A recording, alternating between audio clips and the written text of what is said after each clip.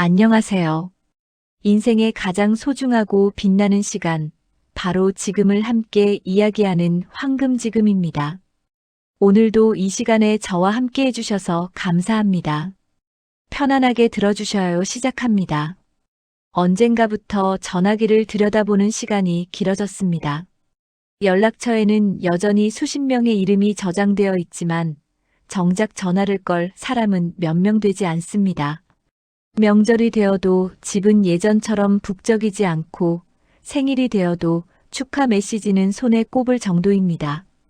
그렇게 하나둘 사람들이 내 곁을 떠나갑니다.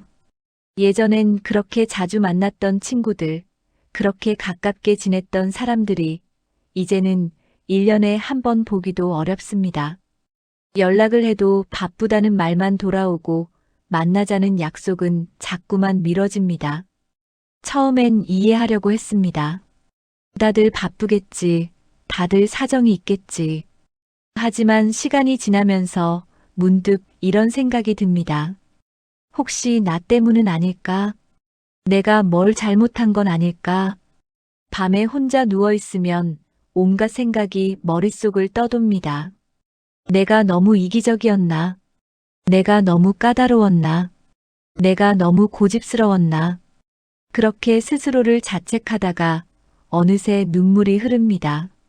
평생을 자식들 위해 살았는데 이제는 1년에 한두 번 보기도 힘듭니다. 함께 웃고 울던 친구들은 이제 단체 카톡방에서도 조용합니다. 그렇게 가까웠던 사람들이 언제부터인가 내 인생에서 하나씩 사라져버렸습니다. 그래서 이런 두려움이 밀려옵니다. 나는 지금 혼자 늙어가고 있는 건가? 이대로 가면 내 마지막은 얼마나 외로울까? 70세 박순자 씨는 최근 이런 말을 하셨습니다. 거울을 볼 때마다 무섭다고. 주름살이 무서운 게 아니라 그 주름 사이로 보이는 외로움이 무섭다고. 나이 드는 게 두려운 게 아니라 혼자 늙어가는 게 두렵다고. 그런데 말입니다. 제가 오늘 여러분께 전혀 다른 이야기를 하나 들려드리려고 합니다. 이 모든 일이 사실은 당신 잘못이 아니었다면 어떨까요? 사람들이 떠나는 게 당신이 못나서가 아니라 오히려 당신이 성장하고 있다는 증거였다면요. 더 놀라운 건 이 떠남이 끝이 아니라 시작이라는 겁니다. 진짜 당신을 찾아가는 여정의 시작. 진짜 소중한 사람들을 만나는 과정의 시작. 믿기 어려우시죠? 저도 처음엔 그랬습니다. 하지만 지난 몇 년간 60대 이상 어르신 수백 분을 만나면서 저는 하나의 패턴을 발견했습니다. 사람들이 떠난 뒤에 오히려 더 행복해진 분들이 계셨습니다. 혼자가 됐는데 외롭지 않은 분들이 계셨습니다. 관계가 줄어들었는데 삶의 질은 더 높아진 분들이 계셨습니다. 도대체 이분들에게 무슨 일이 있었던 걸까요? 75세 최동길 씨는 이렇게 말씀하셨습니다. 나이 들어서야 알았다고. 사람이 떠나는 건 내가 잘못해서가 아니라 내가 변했기 때문이라고. 그리고 그 변화를 따라오지 못하는 사람들이 자연스럽게 멀어지는 거라고. 이제 와서 보니 그게 오히려 감사하다고. 감사하다니요. 사람이 떠나는데 어떻게 감사할 수 있을까요? 외로워지는데 어떻게 그게 축복일 수 있을까요? 바로 여기에 우리가 평생 몰랐던 관계의 비밀이 숨어 있습니다. 그리고 이 비밀을 알게 되는 순간 당신의 남은 인생이 완전히 달라질 수 있습니다. 오늘 이 시간에 저는 여러분과 함께 이 비밀을 하나씩 풀어가려고 합니다. 왜 나이 들수록 사람이 떠나는지, 그 떠남 속에 숨겨진 진짜 의미는 무엇인지, 그리고 그 이후 우리는 어떻게 살아가야 하는지, 이 이야기를 끝까지 들으시고 나면 지금 당신을 괴롭히고 있는 그 마음의 짐이 조금은 가벼워질 겁니다. 아니, 가벼워지는 정도가 아니라 오히려 자유로워지는 느낌마저 들 수도 있습니다. 실제로 많은 분들이 이 이야기를 듣고 나서 이렇게 말씀하셨습니다. 진작 알았더라면 그렇게 자책하지 않았을 텐데. 진작 알았더라면 그렇게 외로워하지 않았을 텐데. 이 이야기가 당신에게도 그런 위로가 되길 바랍니다. 만약 이 이야기가 공감되신다면 좋아요 한번 눌러주시고 구독도 함께 해주시면 감사하겠습니다. 더 많은 분들과 이런 진솔한 이야기 나누고 싶거든요. 자, 그럼 이제 시작하겠습니다. 첫 번째 이야기는 당신이 가장 힘들어 하셨을 바로 그 순간부터 시작합니다. 이 이야기가 마음에 와 닿으신다면 구독과 좋아요로 함께 해주시면 감사하겠습니다. 이제부터 더 깊고 구체적인 이야기로 들어가 보겠습니다. 첫 번째 이야기 시작합니다. 72세 김영숙 씨는 요즘 들어 오래된 친구들과의 모임이 점점 부담스러워졌습니다. 만날 때마다 나오는 이야기는 똑같았습니다. 누구네 자식 자랑, 누구네 며느리 흉, 누구네 남편 병원 이야기. 처음엔 맞장구를 쳐줬지만 어느 순간부터 그 자리가 무겁게 느껴지기 시작했습니다. 영숙 씨는 요즘 혼자 산책하는 시간이 더 좋아졌습니다. 아무 말 없이 걷다가 공원 벤치에 앉아 하늘을 보는 시간이 마음을 편하게 해줬습니다. 하지만 친구들은 그런 영숙 씨를 이상하게 봤습니다. 외롭지 않냐고 사람이 그렇게 혼자 있으면 안 된다고 말했습니다. 영숙 씨는 자신이 변한 건지 친구들이 변한 건지 알 수 없었습니다. 다만 확실한 건 예전처럼 그 모임이 즐겁지 않다는 것. 오히려 혼자 있을 때가 더 편하다는 것. 그게 다였습니다. 미국의 심리학자 에이브러햄 매슬로는 인간의 욕구를 5단계로 나눴습니다. 가장 기본적인 생리적 욕구부터 시작해서 안전의 욕구, 소속의 욕구, 존중의 욕구, 그리고 마지막으로 자아실현의 욕구. 그런데 흥미로운 점은 나이가 들수록 소속감에 대한 욕구보다 자아실현에 대한 욕구가 더 커진다는 겁니다. 젊을 때는 어디론가 소속되는 것, 누군가와 함께하는 것 자체가 중요했습니다. 혼자 있으면 외롭고 무리에서 떨어지면 불안했습니다. 하지만 나이가 들면서 점점 나 자신이 누구인지, 내가 진짜 원하는 게 뭔지가 더 중요해집니다. 무리 속에 있어도 외롭고 함께 있어도 공허한 순간들이 생기는 겁니다. 그러니까 영숙 씨가 느끼는 그 변화는 결핍이 아니라 성숙입니다. 무리 속에서 나를 잃는 것보다 혼자라도 나를 지키는 게 더 소중해진 겁니다. 독일의 철학자 아르투어 쇼펜하우어는 이런 말을 남겼습니다. 혼자 있을 수 있는 사람만이 진정으로 자유롭다. 당신이 침묵이 편해진 건 당신이 외로워진 게 아니라 당신이 자유로워진 겁니다. 그리고 그 자유를 이해하지 못하는 사람들이 자연스럽게 멀어지는 거고요. 영숙 씨는 그 뒤로 친구들의 모임에 나가는 횟수를 줄였습니다. 한 달에 한 번씩 만나던 모임을 석 달에 한 번으로 줄였습니다. 처음엔 친구들이 서운해했습니다. 왜 안 나오냐고, 우리가 싫어졌냐고 물었습니다. 영숙 씨는 솔직하게 말했습니다. 싫어서가 아니라 나는 이제 조용한 시간이 더 필요하다고. 너희들과 함께하는 시간도 소중하지만 나 혼자 있는 시간도 소중하다고. 친구들은 이해하지 못했습니다. 하지만 영숙 씨는 더 이상 설명하지 않았습니다. 이해시키려고 애쓰는 것도 이제는 에너지가 드는 일이었으니까요. 그렇게 거리를 두고 나니 신기한 일이 벌어졌습니다. 석 달 만에 만난 친구들과의 시간이 예전보다 더 소중하게 느껴졌습니다. 매번 만나면 지겹던 이야기들이 가끔 듣게 되니 괜찮았습니다. 거리를 두니 오히려 관계가 더 편안해진 겁니다. 그렇다면 이렇게 멀어진 사람들을 붙잡아야 할까요? 아니면 그냥 보내야 할까요? 두 번째 이야기. 65세 박철수 씨는 최근 30년 지기 친구와 연락을 끊었습니다. 30년이라는 세월. 젊었을 때부터 지금까지 함께 웃고 울었던 시간들.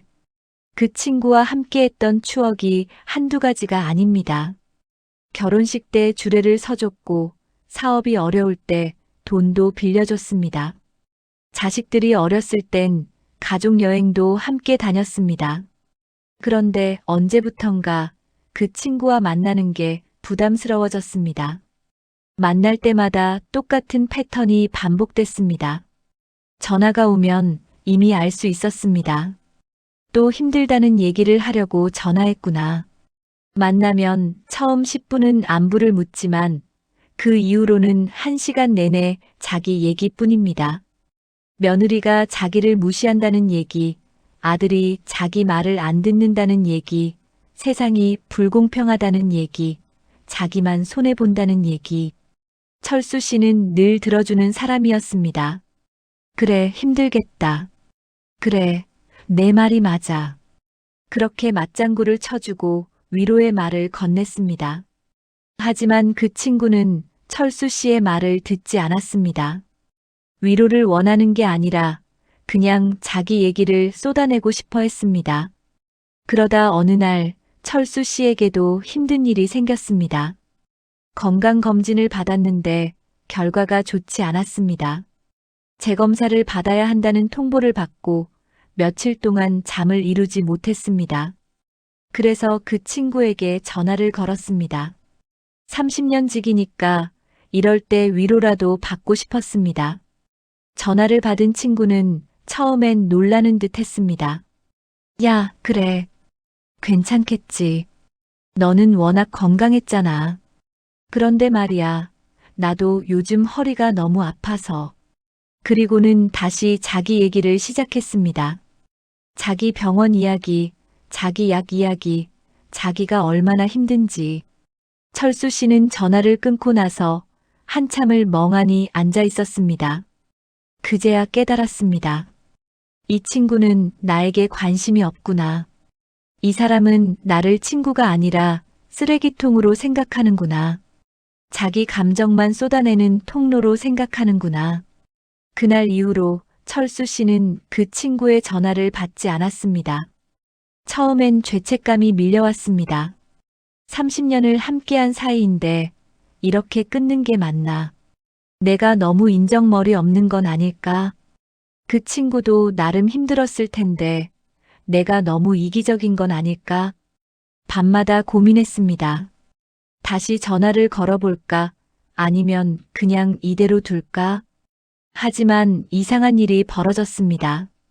그 친구와 연락을 끊고 나니 몸이 가벼워졌습니다.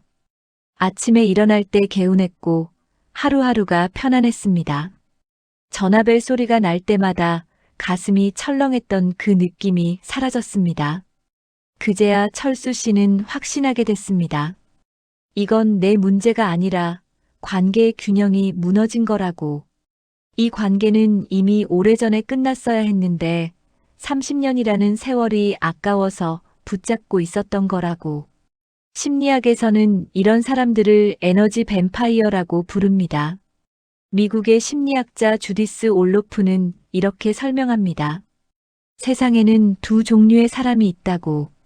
만나면 에너지를 주는 사람과 만나면 에너지를 빼앗는 사람. 에너지를 주는 사람을 만나고 나면 기분이 좋아지고 웃음이 나고 뭔가 할 수 있을 것 같은 기분이 듭니다. 하지만 에너지를 빼앗는 사람을 만나고 나면 온몸이 지치고 우울해지고 아무것도 하기 싫어집니다. 문제는 나이가 들수록 우리가 가진 에너지의 총량이 줄어든다는 겁니다. 젊을 땐 에너지가 넘쳐났습니다. 누군가에게 에너지를 빼앗겨도 하룻밤 자고 나면 금방 회복됐습니다. 10명을 만나도 끄떡없었고 힘든 사람 10명을 위로해줘도 괜찮았습니다. 하지만 지금은 다릅니다. 하루에 한 사람만 만나도 피곤하고 전화 통화 한 번만 해도 지칩니다.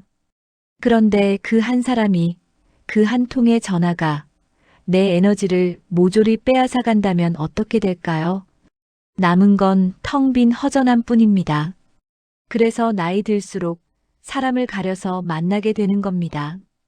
이건 이기적인 게 아니라 생존의 문제입니다. 내 에너지를 지키지 않으면 나 자신도 무너지거든요.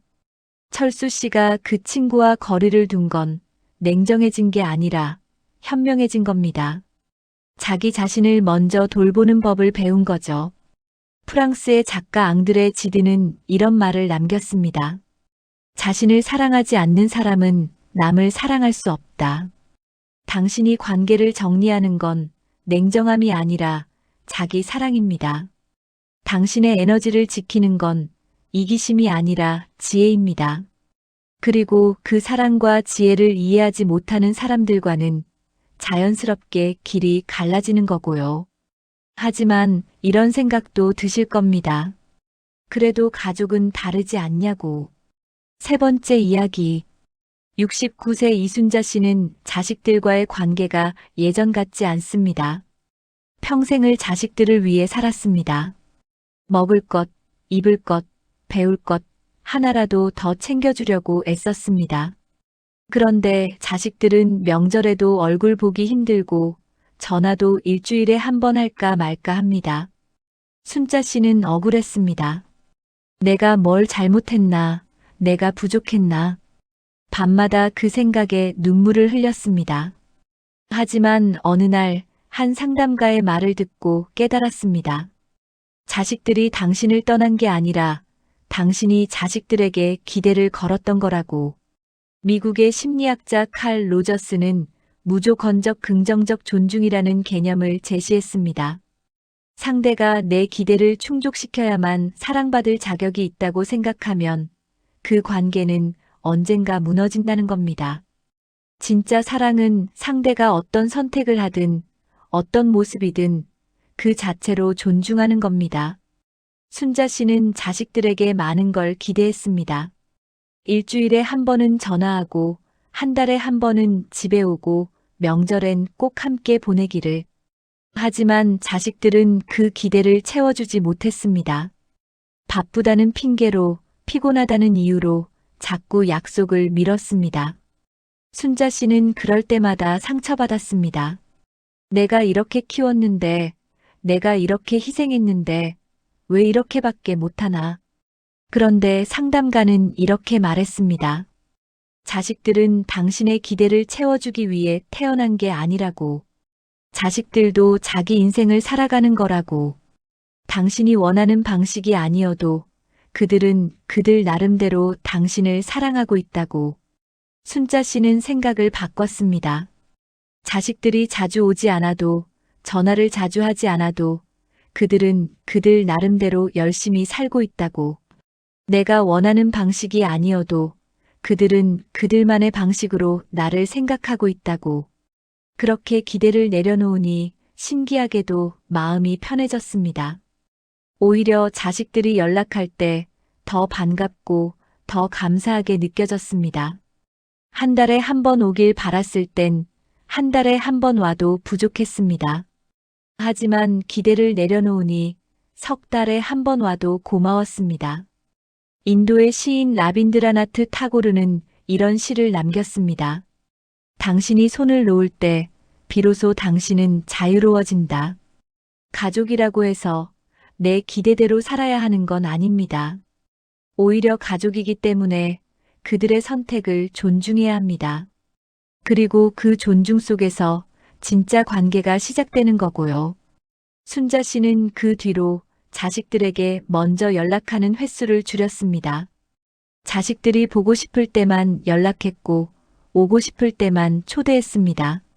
처음엔 자식들도 의아해했습니다. 엄마가 왜 연락을 안 하시지?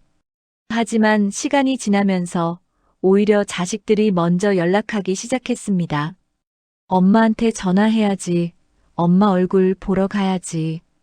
기대를 내려놓으니 자식들도 편해진 겁니다. 의무감이 아니라 진짜 마음에서 우러나와 연락하게 된 거죠. 그런데 말입니다. 사람이 떠나는 건 비단 내 주변 사람들만의 이야기가 아닙니다. 네 번째 이야기. 74세 최동길 씨는 요즘 젊은 세대를 이해하기 힘듭니다.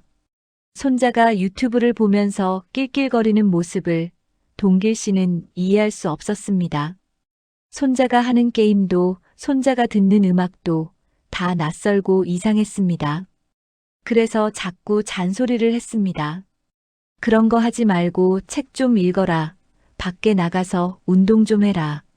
그런데 손자는 점점 할아버지를 피하기 시작했습니다.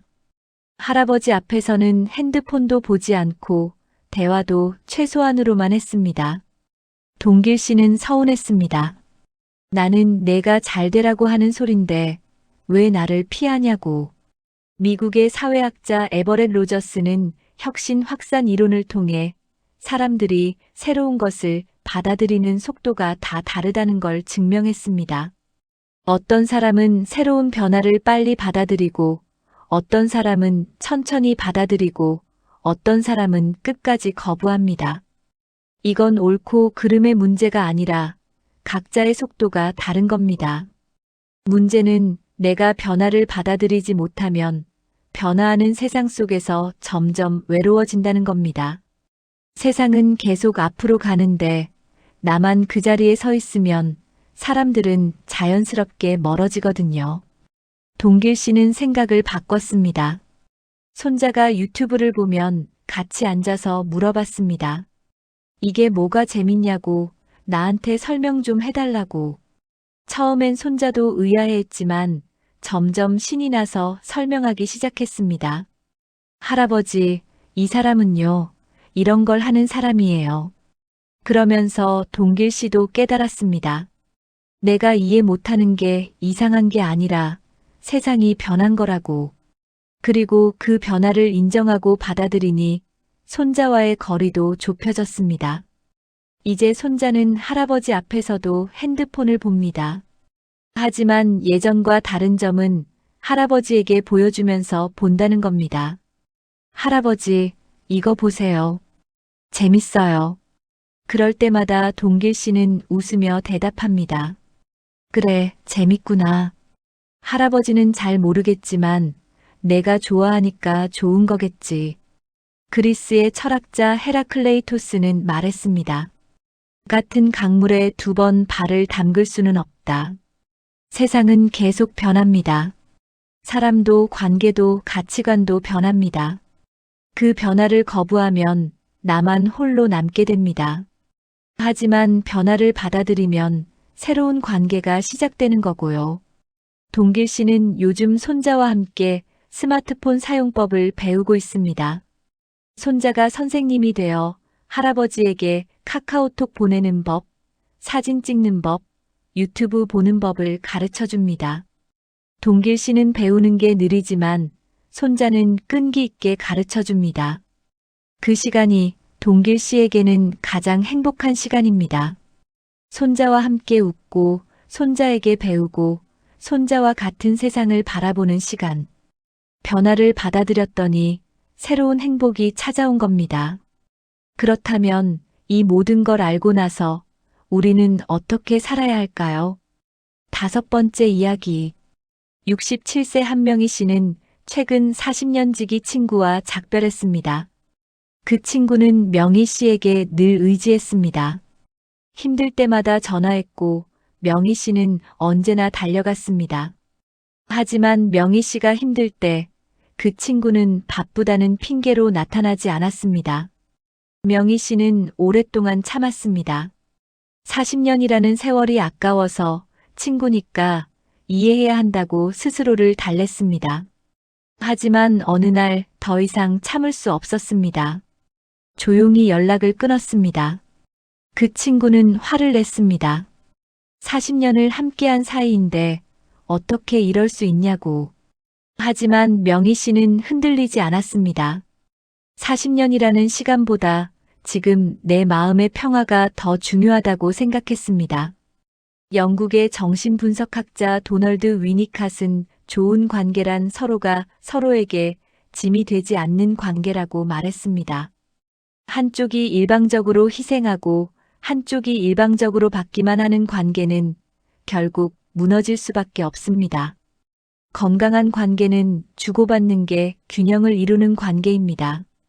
명희 씨가 그 친구를 떠나보낸 건 냉정해진 게 아니라 자기 자신을 존중하기 시작한 겁니다. 더 이상 나를 소중히 여기지 않는 사람에게 내 시간과 에너지를 쓰지 않겠다는 선택을 한 거죠. 처음엔 허전했습니다. 40년이라는 세월이 한순간에 사라진 것 같아서 마음 한구석이 텅 빈 것 같았습니다. 하지만 시간이 지나면서 명희 씨는 깨달았습니다. 그 허전함은 그 친구가 없어서가 아니라 40년이라는 세월에 대한 아쉬움이었다고. 그리고 그 자리에 새로운 사람들이 들어왔습니다. 진짜 나를 존중해주는 사람들이 하나둘씩 나타났습니다. 레바논의 시인 칼릴 지브란은 이렇게 말했습니다. 헤어짐도 만남의 한 부분이다. 떠나는 사람을 붙잡지 않는 용기가 때론 더 큰 사랑입니다. 나를 위해서도 상대를 위해서도 말이죠. 명희 씨는 요즘 동네 독서 모임에 나갑니다. 거기서 만난 사람들은 명희 씨의 말을 경청해주고 명희 씨의 생각을 존중해줍니다. 명희 씨가 힘들 때 그들은 진심으로 위로해주고 명희 씨가 기쁠 때 그들은 함께 기뻐해줍니다. 이게 바로 진짜 관계입니다. 나이도 세월도 중요하지 않습니다.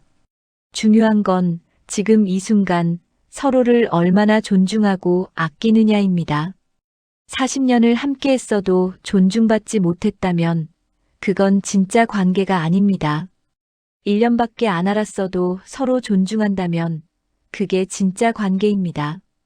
그런데 이런 생각도 드실 겁니다. 그럼 나는 혼자 늙어가라는 말이냐고. 6번째 이야기. 70세 정은주 씨는 지금 혼자 삽니다. 남편은 5년 전에 세상을 떠났고 자식들은 각자의 삶이 있습니다. 친구들도 하나둘 멀어졌고 이제 은주 씨 곁엔 아무도 없습니다. 처음엔 외로웠습니다. 밤이면 눈물이 났고 아침이면 일어날 이유가 없었습니다. 하지만 어느 날 은주 씨는 결심했습니다. 이렇게 살다가는 내가 먼저 무너지겠다고. 그래서 작은 변화를 시작했습니다. 아침마다 산책을 했고 동네 도서관에 가서 책을 읽었습니다. 그러다 우연히 수채화 강좌를 신청했고 거기서 비슷한 나이의 사람들을 만났습니다. 그들과 그림 이야기를 나누고 차를 마시고 때론 함께 전시회에 가기도 했습니다. 은주 씨는 깨달았습니다. 혼자라는 건 외로움이 아니라 선택지라는 걸. 내가 무엇을 하고 누구를 만나고 어떻게 살지 모든 걸 내가 결정할 수 있는 자유라는 걸. 미국의 심리학자 에이브러햄 매슬로는 말했습니다. 자아실현을 이룬 사람들의 공통점은 혼자 있는 시간을 즐긴다는 것이라고. 혼자 있다는 건 버림받은 게 아니라 나 자신과 마주할 기회입니다. 내가 진짜 원하는 게 뭔지, 내가 진짜 좋아하는 게 뭔지 처음으로 솔직하게 들여다볼 수 있는 시간이죠. 은주 씨는 이제 혼자 있는 시간이 두렵지 않습니다. 오히려 소중합니다. 아무도 방해하지 않는 그 시간에 진짜 나를 만나고 있거든요. 아침에 일어나면 커피를 내려 마시면서 창밖을 바라봅니다. 아무 생각 없이 그냥 바라보는 시간이 좋습니다. 점심엔 간단하게 먹고 오후엔 그림을 그립니다. 저녁엔 산책을 하고 밤엔 책을 읽습니다. 누가 보면 무료하다고 할지 모르지만 은주 씨에게는 이 시간이 가장 행복합니다. 덴마크의 철학자 쇠렌 키르케고르는 이런 말을 남겼습니다. 혼자 있을 수 있는 능력은 사랑할 수 있는 능력의 조건이다. 나 자신과 편안하지 못한 사람은 남과의 관계에서도 편안하지 못합니다. 하지만 나 자신을 온전히 받아들인 사람은 남도 온전히 받아들일 수 있습니다. 그러니 혼자 있는 시간을 외로움이 아니라 성장의 시간으로 받아들여 보세요. 그 시간이 쌓이면 당신은 더 단단해질 겁니다. 그리고 그렇게 단단해진 당신에게 진짜 소중한 사람들이 찾아올 겁니다. 은주 씨도 그랬습니다. 수채화 강좌에서 만난 사람들이 지금은 진짜 친구가 됐습니다. 일주일에 한 번씩 만나서 그림도 그리고 이야기도 나눕니다. 억지로 만나는 게 아니라 만나고 싶어서 만납니다. 의무감이 아니라 진짜 마음에서 우러나와 만나는 관계. 이게 바로 나이 들어서 누리는 축복입니다. 7번째 이야기. 68세 강태준 씨는 요즘 만나는 사람이 많지 않습니다. 예전엔 친구도 많았고 모임도 많았습니다. 매일 약속이 있었고 주말에도 쉬는 날이 없었습니다. 하지만 지금은 한 달에 두세 번 정말 마음 맞는 사람들하고만 만납니다. 주변 사람들은 걱정합니다. 그렇게 사람을 안 만나면 나중에 외로워진다고. 하지만 태준 씨는 전혀 외롭지 않습니다. 오히려 예전보다 더 행복합니다. 미국의 사회학자 로빈 덤바는 인간이 의미 있는 관계를 유지할 수 있는 사람의 수는 약 150명이라는 덤바의 수를 제시했습니다. 그런데 나이가 들수록 이 숫자는 더 줄어듭니다.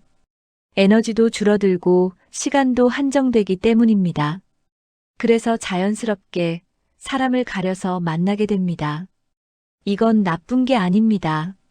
오히려 현명한 겁니다. 100명을 얕게 아는 것보다 5명을 깊게 아는 게 훨씬 의미 있거든요. 태준 씨가 만나는 사람들은 다 소중합니다. 그들과 나누는 대화는 깊고 함께하는 시간은 따뜻합니다. 억지로 웃을 필요도 없고 가식적으로 말할 필요도 없습니다. 그냥 있는 그대로의 나를 보여줘도 그들은 받아줍니다. 이게 바로 나이 들어서 누리는 특권입니다. 더 이상 많은 사람에게 좋은 사람이 되려고 애쓰지 않아도 되는 것. 진짜 나를 이해해주는 소수와 진짜 관계를 맺으면 되는 것. 프랑스의 작가 앙투안 드 생텍쥐페리는 어린 왕자에서 이런 말을 남겼습니다. 진정으로 중요한 것은 눈에 보이지 않는다. 관계의 가치는 숫자가 아니라 깊이입니다. 얼마나 많은 사람을 아느냐가 아니라 얼마나 진심으로 연결되어 있느냐가 중요합니다. 그러니 사람이 줄어든다고 걱정하지 마세요. 오히려 진짜 소중한 사람들만 남은 거니까요. 태준 씨는 한 달에 2번 3명의 친구들과 만납니다. 그들과 만나면 시간 가는 줄 모릅니다. 젊었을 때 얘기도 하고 요즘 고민도 나누고 그렇게 몇 시간을 보냅니다. 헤어질 때는 언제나 아쉽습니다. 다음 만남이 기다려집니다. 이게 바로 진짜 관계입니다. 숫자가 중요한 게 아니라 질이 중요한 겁니다. 하지만 그렇게 사람을 정리하다 보면 때론 후회도 밀려옵니다. 8번째 이야기. 71세 윤미경 씨는 얼마 전 오랜 친구의 부고를 받았습니다. 그 친구와는 10년 전에 다툰 뒤로 연락을 끊고 지냈습니다. 사소한 일이었습니다. 누가 먼저 연락하느냐로 시작된 자존심 싸움이 10년이라는 세월로 이어진 겁니다. 미경 씨는 장례식장에 갔습니다. 영정 사진 속 친구는 예전 그대로 환하게 웃고 있었습니다. 미경 씨는 그 앞에서 한참을 울었습니다. 미안하다고, 내가 먼저 연락할 걸 그랬다고. 하지만 이미 늦었습니다. 그 친구는 더 이상 이 세상에 없었고 미경 씨의 사과를 들을 수도 없었습니다. 미국의 호스피스 간호사 브로니 웨어는 임종을 앞둔 사람들이 가장 많이 하는 후회를 기록했습니다. 그 중 하나가 친구들과 연락을 계속할 걸 그랬다는 후회였습니다. 자존심 때문에 바쁘다는 핑계로 관계를 소홀히 했다가 나중엔 돌이킬 수 없게 된다는 거죠. 미경 씨는 그 뒤로 생각을 바꿨습니다. 정말 소중한 사람이라면 자존심 따윈 내려놓자고. 내가 먼저 연락하는 게 뭐가 어때서, 내가 먼저 손 내미는 게 뭐가 창피해서. 그래서 오랫동안 연락하지 못했던 사람들에게 하나씩 전화를 걸기 시작했습니다. 처음엔 어색했지만 목소리를 듣는 순간 그 어색함은 금방 사라졌습니다. 관계는 끝내기는 쉽지만 복구하기는 어렵습니다. 그래서 정말 소중한 사람이라면 끝까지 붙잡아야 합니다. 자존심 때문에 놓쳐버리면 나중에 후회만 남거든요. 영국의 시인 윌리엄 블레이크는 말했습니다. 용서는 영원한 기쁨이다. 떠나보낼 사람은 보내되 붙잡아야 할 사람은 붙잡으세요. 그 차이를 아는 게 나이 들어서 가장 중요한 지혜입니다. 미경 씨는 요즘 후회 없이 삽니다. 정말 소중한 사람들에게는 자주 연락하고 자주 만나려고 노력합니다. 자존심 부리지 않고 먼저 손 내밉니다. 그렇게 살다 보니 관계가 더 깊어지고 마음도 더 편안해졌습니다. 나이가 들수록 시간이 얼마 남지 않았다는 걸 느낍니다. 그래서 더 소중한 사람들과 더 진심으로 시간을 보내려고 합니다. 언제 어떻게 될지 모르니까요. 후회 없이 최선을 다해 지금 이 순간을 살아갑니다. 그게 바로 나이 들어서 배우는 가장 큰 교훈입니다. 자, 여기까지 함께 이야기 나눠봤습니다. 나이 들수록 사람이 떠나는 이유, 이제 조금은 이해가 되시나요? 사람이 떠나는 건 당신이 부족해서가 아닙니다. 당신이 성장하고 있기 때문입니다. 당신이 변화하고 있기 때문입니다. 당신이 더 이상 예전의 당신이 아니기 때문입니다. 어떤 사람은 당신의 변화를 따라오지 못하고 어떤 사람은 당신의 성장을 이해하지 못합니다. 그래서 자연스럽게 떠나는 겁니다. 이건 슬픈 일이 아니라 자연스러운 일입니다. 중요한 건 떠나는 사람을 붙잡는 게 아니라 남아있는 사람을 소중히 하는 겁니다. 그리고 혼자 있는 시간을 외로움이 아니라 나를 만나는 시간으로 받아들이는 겁니다. 지금 이 순간 당신에게 질문 하나 드리고 싶습니다. 당신 곁에 지금 남아있는 사람은 누구인가요? 그 사람에게 마지막으로 고마운 말을 전한 게 언제인가요? 혹시 자존심 때문에 바쁘다는 핑계로 소홀히 하고 있진 않으신가요? 오늘 이 영상을 보시고 혹시 마음에 떠오르는 사람이 있으시다면 전화 한 통 해보시는 건 어떨까요? 그냥 안부 묻는 말 한마디. 그게 관계를 이어가는 가장 좋은 방법입니다. 그리고 여러분의 이야기도 듣고 싶습니다. 나이 들면서 겪은 관계의 변화, 그 속에서 느낀 감정들, 댓글로 나눠주시면 함께 읽어보겠습니다. 우리 서로의 이야기가 서로에게 위로가 될 테니까요. 이 영상이 조금이나마 도움이 되셨다면 좋아요 눌러주시고 구독도 부탁드립니다. 앞으로도 여러분과 이런 진솔한 이야기 계속 나누고 싶습니다. 오늘 하루도 당신 곁에 남아있는 사람들과 따뜻하게 보내시길 바랍니다. 감사합니다.